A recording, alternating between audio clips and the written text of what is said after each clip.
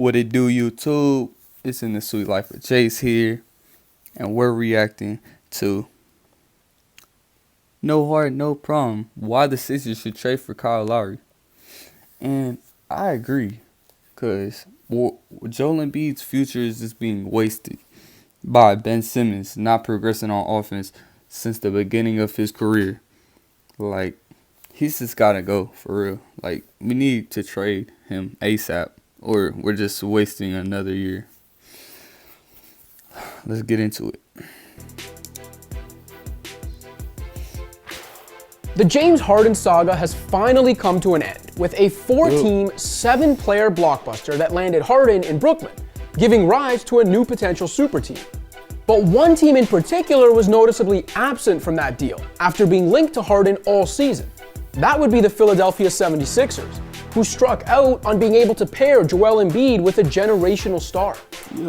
But what if Philly could still trade for a championship-type star? And what if that star happens to be a hometown kid and a future Hall of Famer? I'm talking about Kyle Lowry. Play one-on-one. Allow me to have this dance, Mr. Walker. Knock down, fadeaway jumper, swim. That's a bad boy. Whether the greatest Raptor in franchise history is actually available yet remains to be seen. But the Sixers should be doing Greatest rapper? Okay. everything in their power to pry him out of Toronto. Or Tampa Bay. This season. If the Raptors want to sign a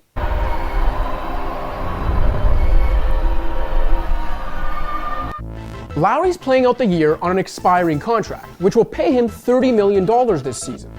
If the Raptors want to sign a max-level free agent this summer, they'd have to renounce Lowry's bird rights to carve out the necessary cap space. At which point, they'd only be able to offer the 6-time All-Star the room exception. That deal, a room exception, comes with a starting salary just over $5 million and can't run longer than 2 years. Given Lowry's current level of play, the chances he'd agree to that deal are somewhere between slim and none. With Giannis Antetokounmpo off the board, and a once promising 2021 free agent class now barren, it's possible max-level free agency no longer interests Toronto.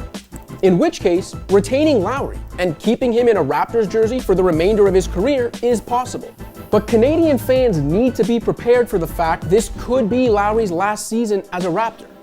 Especially if the team can't get its 2021 season back on track, Toronto has to at least entertain offers for the veteran point guard rather than losing him for nothing in free agency. Lowry already having a title to his name means this isn't exactly the classic case of a team just trying to help its franchise star get a ring elsewhere, a la the Grizzlies shipping Marc Gasol to Toronto a couple years ago. While only true contenders really make sense in the Lowry sweepstakes, Masai Ujiri and company are still going to be looking for the highest bidder. That's why a reunion with Kawhi Leonard and Serge Ibaka makes little sense, no matter how much Leonard covets a point guard or the Clippers covet the Raptors' culture. Los Angeles has no attractive young talent to dangle, and purged itself of draft assets in acquiring Paul George. All of which brings us back to the Sixers. Much like last season, which began with a 5-0 start but ultimately ended in disappointment, Philly got off to a great start this year, winning 7 of its first 8 games. Many have attributed this offseason success to an offseason spent acquiring more shooting to provide Joel Embiid and Ben Simmons with more spacing. Except not much has changed or been solved on the offensive end while the team beat up on a cupcake schedule. The team's top-ranked defense is finally living up to the hype that comes with being able to deploy Embiid, Simmons, and a ton of length. But the same offensive issues still exist. Philly's three-point shooting is actually down slightly from last season, though the team's attempt rate is up. The overall function of the Sixers offense is way too dependent on Seth Curry's shooting and off-ball activity, much like it used to rely on JJ Redick. And the Sixers are still turning the ball over at the same alarming frequency they always have in the Simmons and Embiid era, all of which has resulted in another middle-of-the-pack offense. As has become painfully obvious over the years, given Simmons' limitations, what the Sixers desperately need is a true offensive initiator, a floor general who can run the offense and create his own shot. Tyrese Maxey. Curry can handle the ball and shoot, but like Simmons, who thrives in transition but not in the half court, he's not a true point guard. Enter Lowry, one of the smartest, toughest, and most capable floor generals of his generation. Kyle Lowry, Philly's own at 35, still going strong, nice setup. Even at 34 years old, Lowry remains a brilliant star.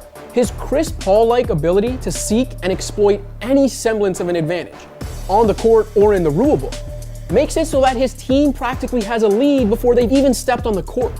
There's a reason he's been one of the NBA's plus-minus kings over the last decade. But it's not just the intangibles. Lowry's numbers tell the story too. He's averaged about 18 points, 7 assists, 5 rebounds, and more than a steal per game over the last 8 years. And was averaging better than 19 points, 7 assists, 5 rebounds, and a steal on roughly 60% true shooting through the first couple weeks of this season. He's a career 37% three-point shooter who remains one of the most aggressive pull-up threats in the league. And though his percentages have dropped to nearly league average over the last few years, and his ability to create separation isn't quite what it once was, the frequency with which Lowry is willing to let it fly makes him a more respected shooter than any lead ball handler the Sixers have employed since Drew Holiday like 8 years ago? Lowry's also finished top 10 in assists in 6 of the last 7 years and has posted an assist to turnover ratio of at least 2-to-1 in each of his 15 NBA seasons. There are still games, especially in the playoffs when defenses clamp down, where it looks like the Sixers are devoid of a single player even capable of throwing an entry pass. Acquiring Lowry shouldn't hurt Philly's defense either. He's an elite defensive guard on the perimeter, is one of the best guards in the league at switching onto bigger players in the post, and uses his smarts to bait opponents into turnovers, most often by taking charges.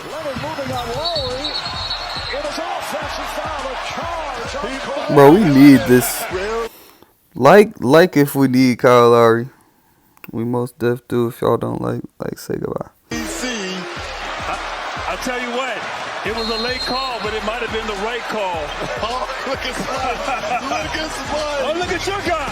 Only Ersan Ilyasova has drawn more in the 5 years since NBA.com started tracking hustle stats. There's also something poetic about Daryl Morey's Sixers. In the aftermath of swinging and missing on Harden, bringing Lowry home to complete the puzzle in Philly 9 years after Morey's Rockets traded Lowry to acquire assets Houston would use to land Harden. You just blew my mind. A Sixers team on the cusp would be better, smarter, more dynamic, and more functional with Lowry. It would go a long way towards curing what still ails them, without Philly needing to sacrifice a star in return. That brings us to what a potential Lowry to Philly trade might look like. Simmons and Embiid are obviously off the table, and it's unlikely Toronto wants non-star level vets with multiple years left on their contracts. We can therefore assume the base of a deal would revolve around at least a couple of Tyrese Maxey, Isaiah Joe, and Matisse Thybulle, plus a collection of draft picks. After all, Lowry's better and more accomplished than Holiday, who was also on an expiring deal, yet fetched New Orleans 3 first-rounders and 2 more pick swaps in a trade with a desperate Bucks team. Now, Philly owes OKC its 2025 first-rounder, and teams can't be on track to outright trade first-rounders in consecutive years. So could Philly do something for Lowry and the Raptors, like, say, first-rounders in 2021 and 2024? That's a dumb trade. Trade Ben Simmons for Kyle Lowry straight up. Of 2022 or 2024. Lastly, the teams need to match salary, which trading Tobias Harris would actually make a lot easier. But do the Raptors really want to take on the remaining 3 years and approximately $115 million left on Harris's contract? No way, man. One of the worst trades in history. Also, while he's faded in big games in the past, Harris is off to an excellent start this season. And the shot creation he provides at his size is something the 6-foot Lowry can't replicate, and something teams need in the playoffs. Keeping Harris out of the deal does make the salary matching component trickier, but it can still be done if, in addition to Maxey and Thybulle, the Sixers include Danny Green and a bunch of their other expiring deals. This would gut Philadelphia of its depth, but a Lowry, Embiid, Simmons, Harris quartet can compete with the East's new beast in Brooklyn. Push Simmons to a more natural role as a playmaking forward, and would give the Sixers a real chance to win the franchise's first championship since 1983. And when you're as close to the mountaintop as Philly is right now, winning the ultimate prize should be the only name of the game. Plus, you can't say trading Maxey and a whackload of draft picks is mortgaging the future when the Sixers have Embiid, Simmons, and Harris all under contract through 2023, 2024, and 2025. This team is so close to the promised land, but the Sixers still haven't solved the issues that have proven to be their postseason Just trade Achilles Ben heel. Simmons for someone. They missed their chance with Harden, but the Sixers can still go all in on North Philly's finest. Just get him out of there, bro. Thanks for watching. If you like this video, Bro, they just need to get him out of there, bro. I don't know what to say. It's tragic. The situation is so bad, bro.